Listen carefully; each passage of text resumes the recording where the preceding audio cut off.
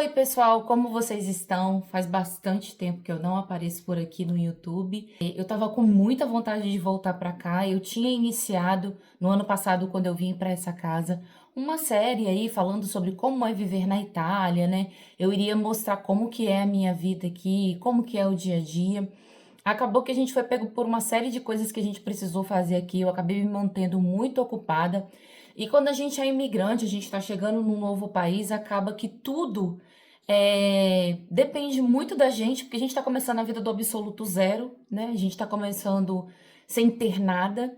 E tudo depende da gente. Mas esse retorno agora, não só porque é início de 2026, ele tem um gosto um pouco mais especial para mim. Eu quero compartilhar com vocês uma novidade e a partir daí fazer uma série aqui com vocês sobre este novo acontecimento. E já quero de antemão dizer para vocês que eu estou grávida na Itália. E eu quero compartilhar um pouco sobre a minha gravidez aqui com vocês. Não é a minha primeira gestação, é a minha segunda gestação. A primeira gestação eu tive no Brasil, eu tenho um filho de quase 5 anos.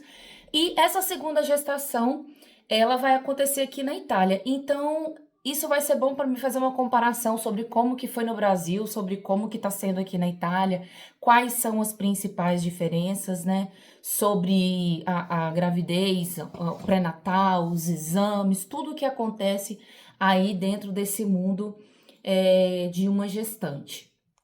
Hoje eu quero iniciar falando um pouquinho com vocês sobre como foi esse início.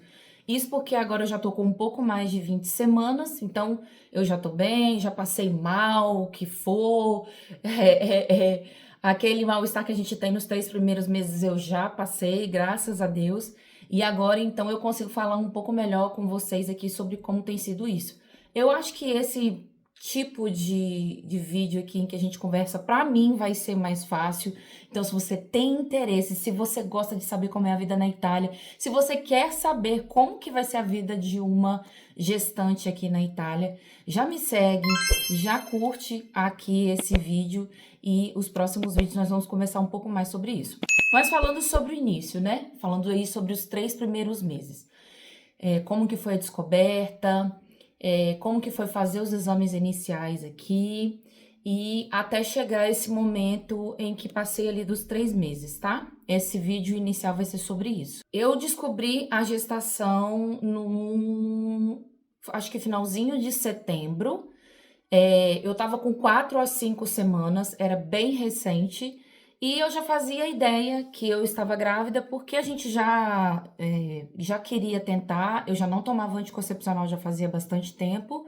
Na verdade, desde que eu tive Pedro, eu não tomo anticoncepcional mais. E na minha cabeça, assim, quando eu tentasse, eu ia engravidar de cara. E foi batata, assim. Porque eu lembro que antes de fazer o teste, né? Antes das 4, 5 semanas, eu já tava sentindo alguns sintomas, o seio já tava doendo, eu já tava sentindo uma dor aqui debaixo. Não sei se vocês já sentiram isso, gente, mas eu sinto muita dor debaixo do braço, né? Nas axilas. Eu tava com muito sono, já tava começando muito sono, ainda não tinha tido enjoos, né? Mas eu tava com muito sono e também comecei a dar muito formigamento na mão. Acho que por causa do túnel de carpo, né? Comecei a dar muito formigamento nas mãos e muito gases. Muito gases. Eu tenho problema de refluxo e os gases é uma das coisas que me faz muito mal na gestação, né? Porque na gestação de Pedro também foi assim. Então, com 5 semanas ali, eu já fiz o teste da farmácia e deu positivo. Nesse mesmo momento, eu entrei em contato com a minha médica de base, né? Que é a nossa médica da família aqui na Itália. A minha médica, ela não é a mesma médica do meu filho e não é a mesma médica do meu marido. Mas cada pessoa aqui tem um médico e eu conversei com a minha médica de base, falei com ela que tinha feito um teste de farmácia, que o teste tinha dado positivo. Então ela me fez uma empenhativa, que é um encaminhamento, né? Um encaminhamento médico para fazer o teste de sangue. Gente, se eu falar para vocês que eu vi a minha médica de base, eu nunca vi a minha médica de base. Eu não passei mal aqui na Itália, nunca passei mal gravemente aqui na Itália, de ter a necessidade de ir para um médico, nunca fui para um hospital aqui na Itália. E foi a primeira vez que eu fui agora nessa gestação. Então, quando ela passou essa empenhativa, foi a primeira vez que eu fui para fazer exames, que eu fui para ver, fazer exame de sangue, fazer ali o exame de urina, tudo aquilo que a gente precisa fazer quando a gente está gestante ali no pré-natal. Então, ela passou essa empenhativa, eu fiz o exame, deu positivo, e a partir daí ela fez um outro encaminhamento para eu ser acompanhada por uma obstetra. É importante frisar que esse tipo de acompanhamento aqui, o acompanhamento de uma gestante, ele é totalmente gratuito. Eu não pago absolutamente nada nos exames, nas consultas e também no parto não precisa pagar nada. Para não dizer que não paga nada, se eu não me engano, um ou outro exame ali eu paguei 8 euros, 10 euros, mas a maioria dos exames normais, comuns que a gente realiza numa gestação, não se paga nada. Então eu vim fazendo esse acompanhamento com a obstetra, na verdade eu já fiz 3 a 4 consultas com a obstetra desde outubro. Fiz em outubro, fiz em novembro, fiz a última em dezembro e agora eu retornei de viagem e fiz uma agora em janeiro. Se eu não me engano, foram 4 mesmo. E os acompanhamentos vêm sendo feitos com essa mesma obstetra. O que eu posso dizer do acompanhamento com a obstetra aqui na Itália? Gente, não é muito diferente do acompanhamento do Brasil, né? Você vai entrar no consultório e ela vai fazer perguntas para você. Existem algumas diferenças muito pequenas, assim, talvez na forma de conduzir, algumas coisas que acontecem ali. Eu quero fazer um outro vídeo para vocês falando, assim, as principais diferenças que eu percebi, mas é praticamente a mesma coisa. Uma das coisas que eu acho mais diferentes e que eu gosto bastante nas consultas é que essa doutora, pelo menos a doutora obstetra que eu tô fazendo esse acompanhamento, ela tem um aparelho de ecografia de ultrassom dentro da sala. Então, toda vez que eu vou fazer uma consulta, ela faz um cheque com ultrassom. Não chega a ser um ultrassom como a gente faz o acompanhamento aí no Brasil, que pega todos os dados, né? Quando a gente vai fazer o ultrassom morfológico, de primeiro trimestre, de segundo trimestre, a gente não faz em consultório, a gente faz com um especialista, mas ali no consultório ela verifica os batimentos cardíacos, se está tudo bem com a criança, se está tudo bem ali com a mãe, se o sangue, né, a placenta tá tudo direitinho, se tá tudo no lugar, se o útero tá fechado, se o colo do útero tá fechado, se tá tudo legal. Então ela consegue fazer isso toda consulta. E eu acho maravilhoso, porque toda consulta eu consigo ver o bebê. Então, assim, essas foram as principais, assim, é o principal acontecimento ali dentro do consultório, que pra mim eu acho bom, não acho que tem nada de diferente. Sobre os 3 primeiros meses, gente, pra mim, assim, eu passei mais mal nessa gestação do que na gestação anterior. Então, eu tive muito, muito, muito enjoo. Eu não cheguei aos finalmente, a vomitar. Mas eu me tranquei no quarto várias vezes enquanto meu marido fazia comida, porque eu não suportava o cheiro de absolutamente nada. Eu peguei nojo do cheiro de um amaciante. Tinha um amaciante que a gente lavava roupa, eu simplesmente peguei nojo do cheiro daquele amaciante, porque pra mim qualquer cheiro estava insuportável. Eu tava comendo coisas muito, muito secas, assim, muito sem gosto de nada, porque pra mim era melhor do que comer alguma coisa com muito gosto, muito tempero. Então eu comia geralmente pão seco, pão de misto, né? Pão de forma seco, sem nada, sem presunto, sem queijo, sem manteiga, sem nada. Às vezes um café puro ou às vezes um suco. Eu tava tomando muito suco, eu tava com muita vontade de comer fruta e tomar suco. Comida.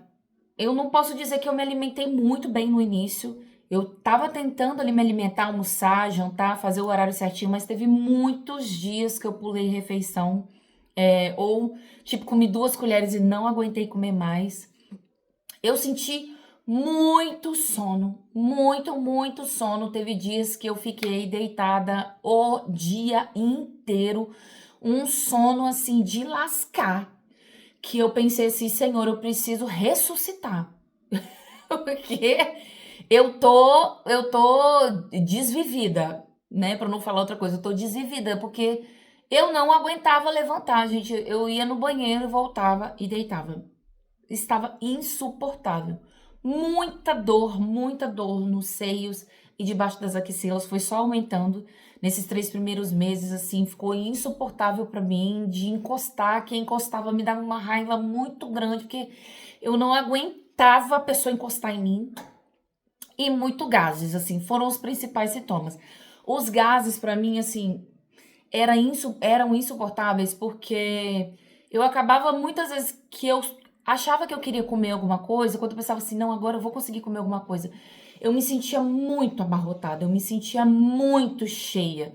E não era porque eu tava cheia, era simplesmente os gases. Então me incomodaram bastante, foi uma coisa que me incomodou muito. Eu sentia muita dor na barriga, de gases, assim, a barriga bem dura, incomodava bastante.